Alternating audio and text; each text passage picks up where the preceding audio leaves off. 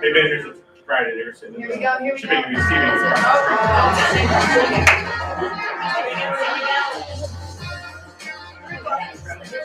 Put your phones away, everyone.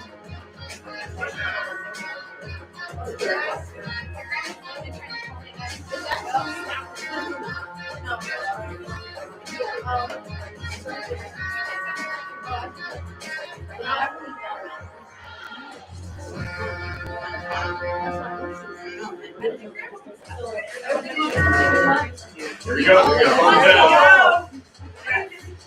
Welcome in. This is the Njcaa Division III Women's Basketball Championship Selection Show. I'm Phil Constantino from our Njcaa Network Studios at the national headquarters in Charlotte, North Carolina. If you're out there watching and you're sitting on the bubble, in just a matter of moments, you'll learn your fate. 12 teams will make this field for this tournament to be contested March 9th through 12th in Rochester, Minnesota. District champions want to know their seeding. Potential at-large teams want to know if they're in. So, before we meet the teams, let's take a check of how this is going to work this year in D3 women's ball, because it's a little bit different than years past. First, the top 4 seeds will get a first-round bye. The field is 12 teams. Then there are 8 district champions, automatic qualifiers into this field. And for the first time in D3 women's ball, there will be at-large bids, 4 of them for teams that lost in their district tournament, but will still have a chance to play for the national championship. Now, let's meet the teams. And let's start at the top. The number 1 seed in the tournament, the Great Lakes District.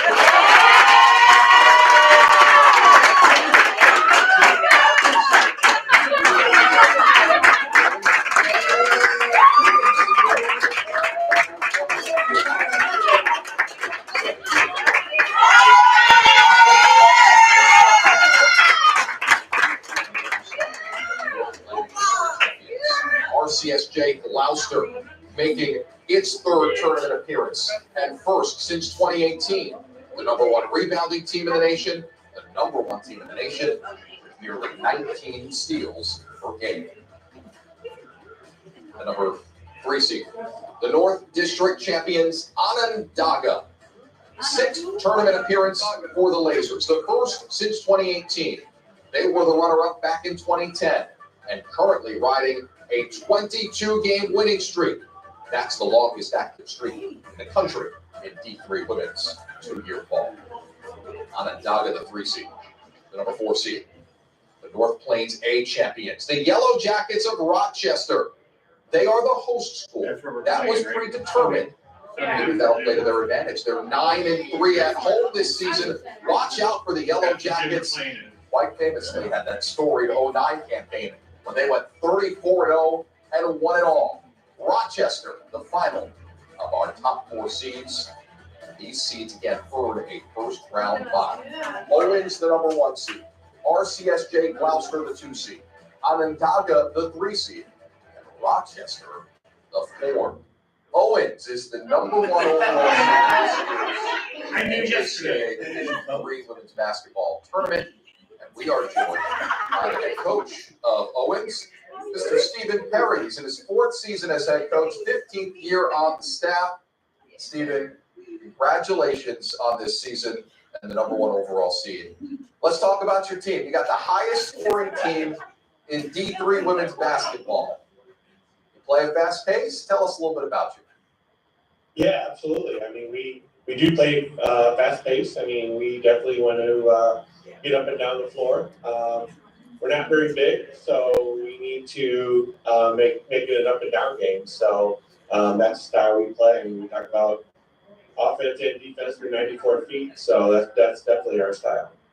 You have 4 players averaging more than 10 points per game, and your leading scorer at 12.4 points per game is Sierra Harris. It seems like a balanced team effort. Yes? No?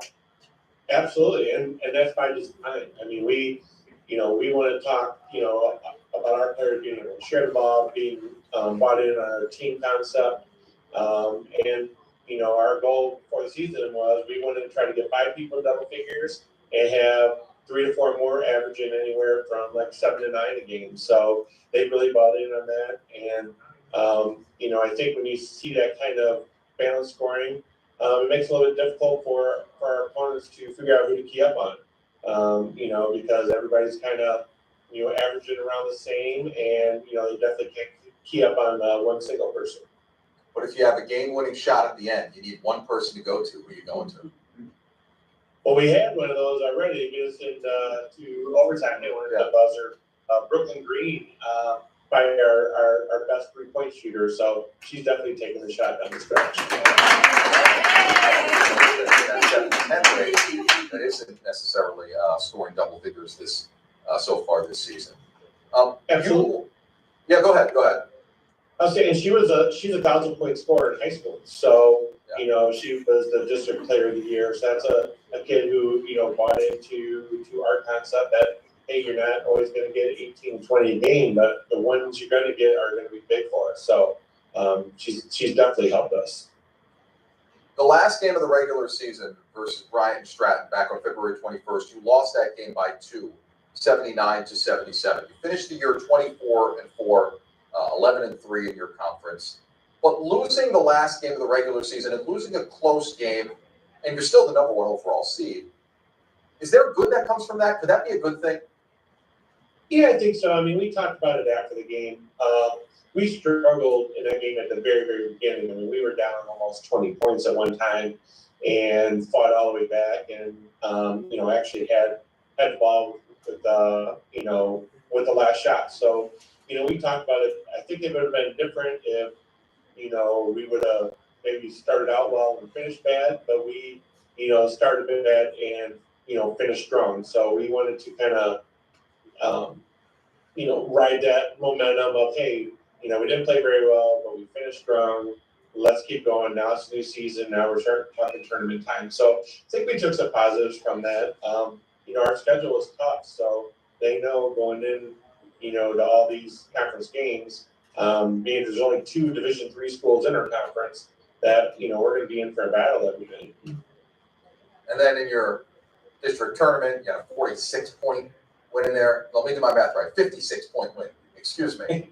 You rolled through the district tournament fairly easily. So where exactly is the team right now from where you were a little over a week ago, final game of the regular season, you lose by 2, to where you are now entering the national tournament as the number 1 overall seed? How are you feeling about your team? I mean, I feel really good. I mean, I know at the end of the season we had a whole bunch of reschedules. I believe at one point we played 6 games in like 9 or 10 days. So we were getting tired, we were getting winded, we were getting a little sore.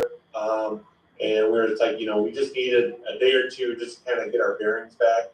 And, the regional game was good. And then, of course, then we had to get on the road on that Friday, drive 6 hours out to Rockford, to play that district game Saturday. So our girls had a couple days off. They feel refreshed, and they're excited about this. Back in 2019, you were the runner-up, lost in the championship game. Yep. What do you remember from that experience? Well, I remember we only had 6 players, so that was kind of our rallying cry. And that was a game that we didn't play very well at the beginning. I mean, we were down 20 at half, ended up losing by 10. So we, I think once our team got over the jitters, which unfortunately took a full half, and finally settled down, it was just a little bit late. But I remember the experience was great, and I think that experience for me and my assistant I think it's going to help us now. We understand, what the national championship week is about. We're trying to get our kids to make sure we're, level-headed, not getting too high and too low. We're trying to do everything the same as if it were, a regular season game for us. So, we're trying to keep everything as normal as possible. And I think by doing that, I think that's going to help us. You're the number 1 overall seed. Losing in the final week of the regular season didn't seem to matter, so it's a pretty secure number one overall seed from my perspective. What would a national championship mean if you can win a few games and claim a national championship here? I mean, it would be great. I mean, it's a an exciting challenge for us. Our girls have been excited about being ranked number one. I think we got to number one in the polls back in November, and I told them, for as excited as they were, I was, hey, I want to be number one in March, not November. And our girls said, well, I guess that means we're just going to have to win out. So they got it. They understood, that we want to close. Yes, that we want to peak and playing well at the right time. And I think we're doing it. And plus, our volleyball team has won back-to-back national championships. So I would love to put some pressure on our volleyball program and get one for women's basketball. You guys competitive in the hallway around the office? What's going on here? Yeah, Walk around with your rings? Yeah, well, his office is right next to mine, so he's not afraid to show his trophies. Every time I walk by. So no, it's definitely competitive. Everybody supports one another. They're all excited for us, so it's a good thing. Lastly, I want to ask, because your program's been historically successful as far as reaching the national tournament, but back when you became head coach, transitioned down to Division III. What's that been like as far as managing the transition and being able to still have the success? Here in 4 years, you've had a runner-up finish, and now you're the number one overall seeded tournament favorite here in 2022. Yeah, I mean, when I took over, when we went to Division III, we had a slogan that was, new era, same expectations. So, we weren't gonna, as a coaching staff, as a program, we weren't going to do anything different than we did when we were Division II. So, still going after the same caliber of players, recruiting hard, all that kind of stuff. So, we know in our conference, there's only 2 of us that are D3. So if we want to win our conference, we got to be able to compete, with all of our D2s. So, it just makes us, really competitive, and, we're excited about the challenge, but it's been fun. I mean, we're just trying to ride the momentum that we have going. Stephen Perry, the head coach of the number one overall seed, Owens. Coach Perry, thank you. Good luck. Go. Congratulations to our top 4 seeds. They all knew they'd be in. They're all district champions, but they all now have a first-round bye. And coming up next, after a quick break, we are going to meet the remaining teams in the field, the final 18.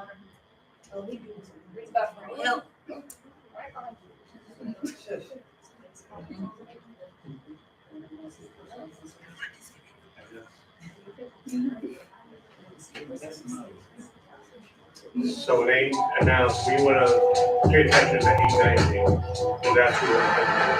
So whenever they start giving out the other one, we'll pick a winner at 8-19. Trust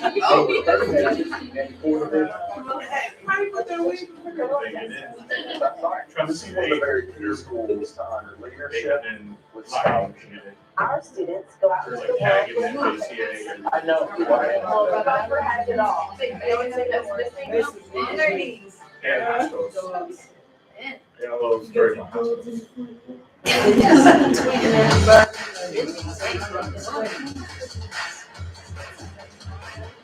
We're back on the NJCAA Division III Women's Basketball Championship selection show. Earlier, we met the top 4 seeds, all of whom have a first-round bye in this field of 12, and here they are again. The number 1 overall seed is Owens. The 2 seed, RCSJ Gloucester. The 3 seed, Onondaga, and the 4 seed, Rochester. They are the top 4 seeds, the respective favorites in their quadrants of the bracket. Let's meet the remaining 8 seeds in this field of 12. The number 8 seed, Prince George's from Maryland, making its first appearance since 2015 as champions of the Southeast District. They're a great defense. Number 1 in the nation in opponent field goal percentage, just 29% on the year.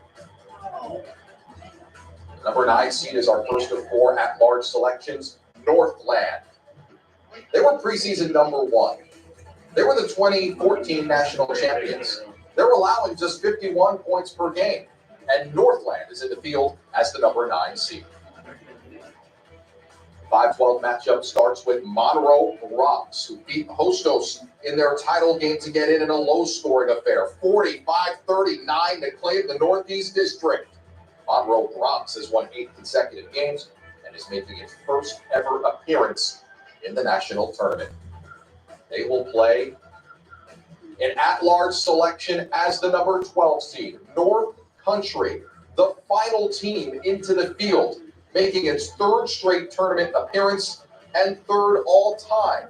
They lost to Onondaga in the North District title game, finished the year 19-4, but they are in as the 12th out of 12 seeds and an at-large selection. That's who we beat in the Final Four to get to the national championship. Number 7 seed, Minnesota West, the North Plains B champions. 2nd all-time appearance. The only other appearance came in 2015.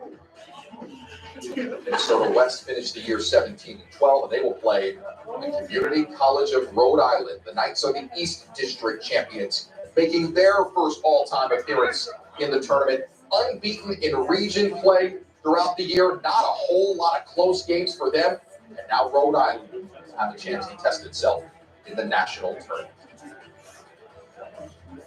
Number 6 seed is an at-large selection of Rock Valley. 10th all-time appearance.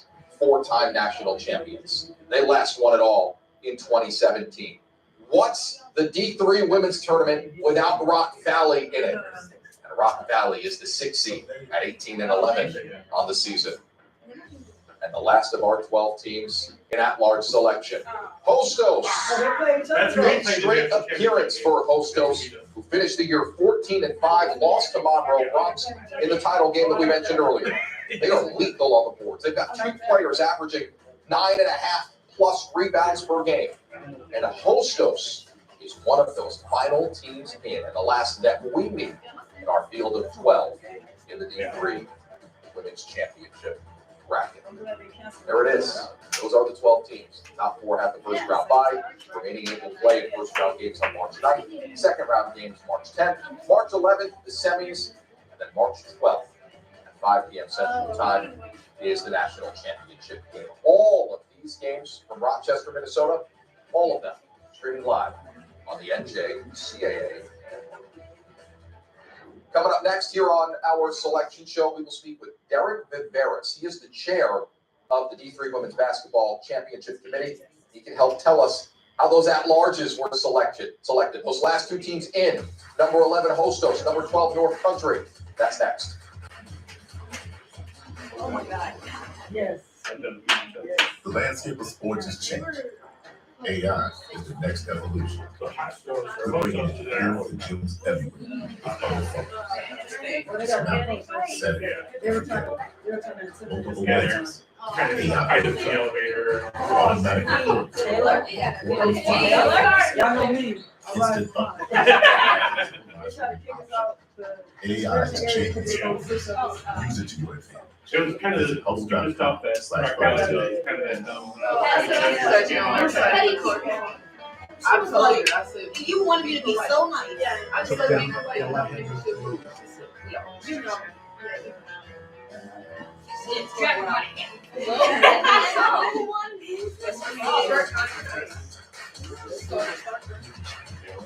We are now joined by the chairman of the D3 Women's Basketball Selection Committee, and that is Derek Viveras. He has been on the committee for 3 years. This is his first year as chair. And Derek, let's start with the new addition to the tournament for D3 Women's Basketball this season. That is at-large selections, a new little wrinkle. Given your experience on the committee, how did that change the discussion, the debate on the phone call that you had to settle the seating? Yeah, well, first of all, it's a great opportunity for most student athletes to get to go out and participate in the national tournament. And I will say with that, it came with some difficult conversation, came with its challenges. But we have a great committee, a committee of nine individuals representing districts across the country in Division III women's basketball, and a clearly defined process through the Njcaa that really helped us work through some of the conversations that were taking place today. So, we feel good about the selections that we did make and comfortable moving forward with this. Okay, I want to ask you about the bubble because of the 4 at-large teams, 2 of them are the final 2 seeds in the tournament, Hostos and North Country. So let's start with the number 12 and final seeded North Country. What stood out that got them in as the final at-large selection? So North Country was in our national rankings for the better part of the season. 19-4 record. Played well against Onondaga, who was their region winner. And looking at the teams that they lost to ranked teams of the rankings, and the 19 wins in competitive season consistently ranked within the national poll. It's what really kept them in as one of the at-large bids. Who were the potential at-large selections that garnered the most debate but ultimately missed out on the field? Yeah, you look at Region 13, it's a very competitive region. In Division 3 women's basketball, there's a lot of debate around Riverland. We looked at Anoka, what they did, their win over Northland.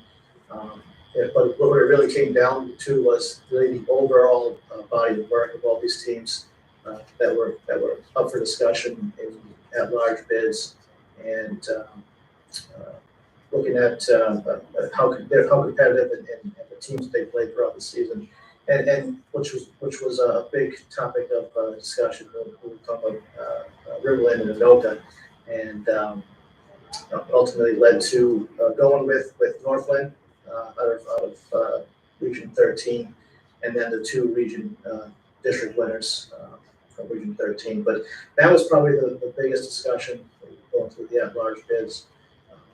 Was kind of working through who from Region 13 are we going to go with. You mentioned the total body of work.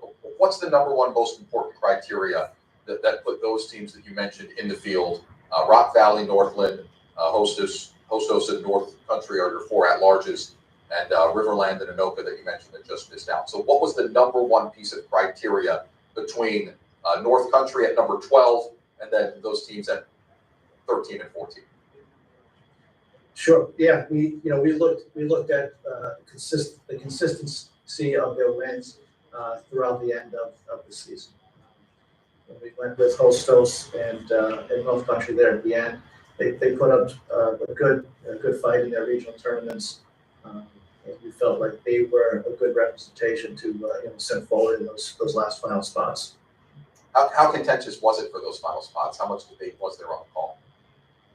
Well, what's great about the committee is that it's so diverse, right? We have all of our districts are represented, and the feedback was great about who's doing what in each region, each district, and so I think everybody was really good about hearing some of those conversations and those topics, and using that to make their votes.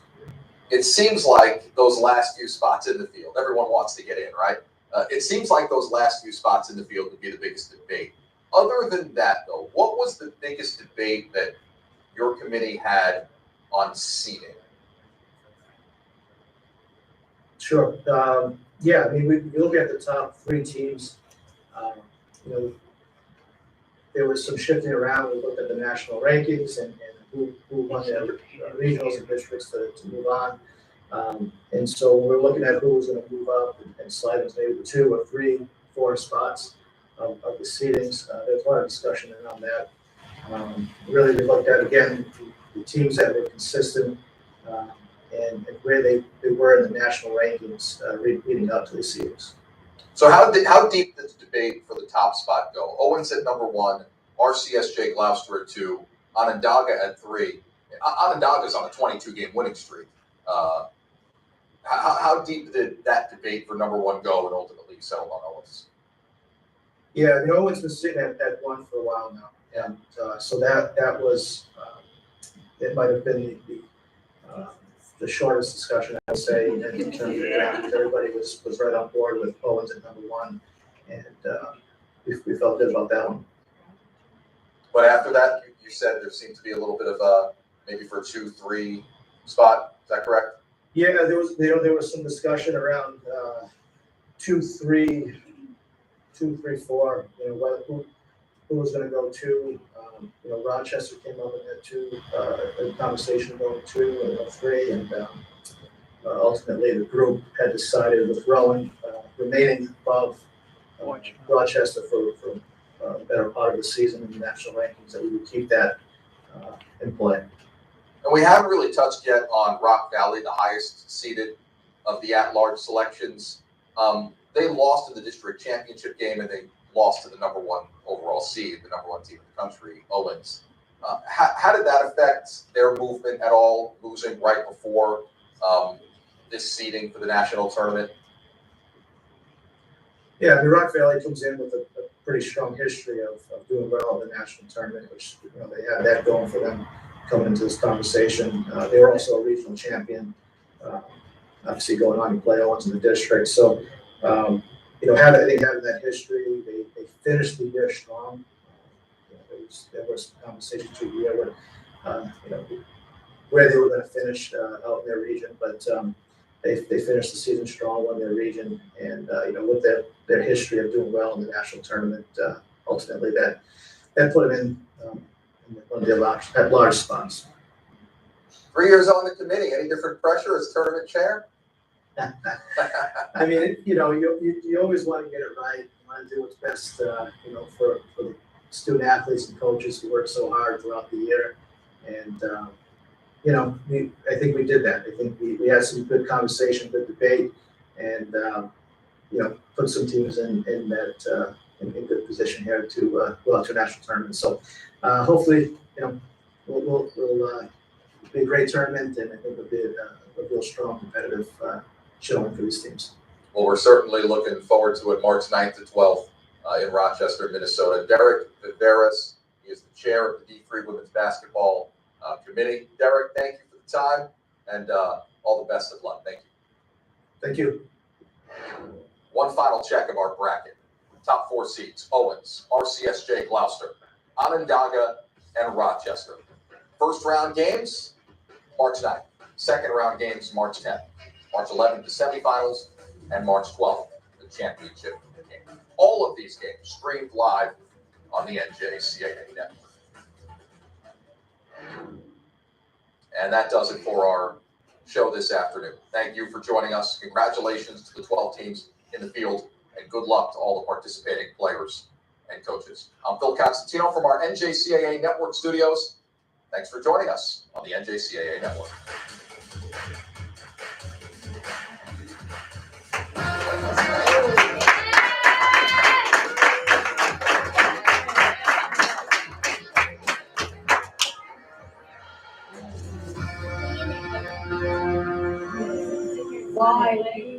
So, takeaways, it's good that there wasn't much discussion after, all the discussion was after us, right? They said Owens won, and then everybody else can kind of fall in the line. So, had a feeling that Rock Valley was going to get in, but as you can see, the reason they got in is because of what they did in the past, right? So that got them in. So, they're on the other side of the bracket, so we know we don't ever have to. We wouldn't have to worry about them until we play them in the national championship game, if they can get that far. Okay, so getting a number 1 seed is great. We've never done that before, so that's all positive. And when he mentions it, that all the voters said that it was unanimous that Owens was the number 1 seed. So with that, is the respect that we got, but what comes with that is expectations. So this week of practice is probably going to be one of the hardest ones that we've done. We got to get back on it, right? We've had 3 days off, right? So we have to get on it, because it's great that we only have to play 3 games in 3 days, but also we're going to play against somebody that played in the tournament the day before. So they're playing the game and they're ready to go. They can feel it, but we're just going to come in with that target on our back. So we need to make sure that we're dialed in. But congratulations. It is a tough road to get here. We knew we had a chance to get here, so we're proud. We just need to finish the deal, right? We're gonna plan on winning this thing. Okay, so we're gonna work. I'll tell you what, nobody's gonna outwork us there. Then we did not work as this week at practice either. Okay, we have to be ready. So congratulations. I mean that's exciting. First time in Owens history. Right? So we've had some days off. Okay, other than like the picture that we did on Monday. So let's get ready to rock and roll. It's 3:30 now, so you guys got to go home, got to change, whatever, all that. We're gonna make sure that we're starting at least with uniforms and shooting shirts and all that. Let's start getting all that stuff washed, so everything's nice and fresh and clean, right? Because we're not wearing our breakaway pants or shooting shirts, right, until the national tournament, right? So those can be washed, right? And we can start kind of getting stuff straightened out. You guys can start packing in advance. We're taking all 3 sets of uniforms, okay? So we want to make sure everything's washed, everything's taken care of. They are going to do our laundry, game, and practice stuff. So we'll be taking both sets of practice gear because every other day or every day we practice over there. It's either a shoot around or a practice time. So we're going to be flipping just like we do here. So, but let's make sure all of our uniforms are clean and shooting shirts and all that kind of stuff. Okay. Let's be ready to practice 2 hours. You good? Hands in. Yeah. Stretch and ready at 5:30. Thank you. Ready? Obi, 1, 2, 3. Obi! I'm gonna say this, Kaylee. You guys have any- Don't leave that laptop. I know. I'm gonna use it. Mom, there's this thing called Google Earth. Then you can look all Your over the red earth. shoes are out, so you can grab it if you want. Mom, how does it show? Thank you.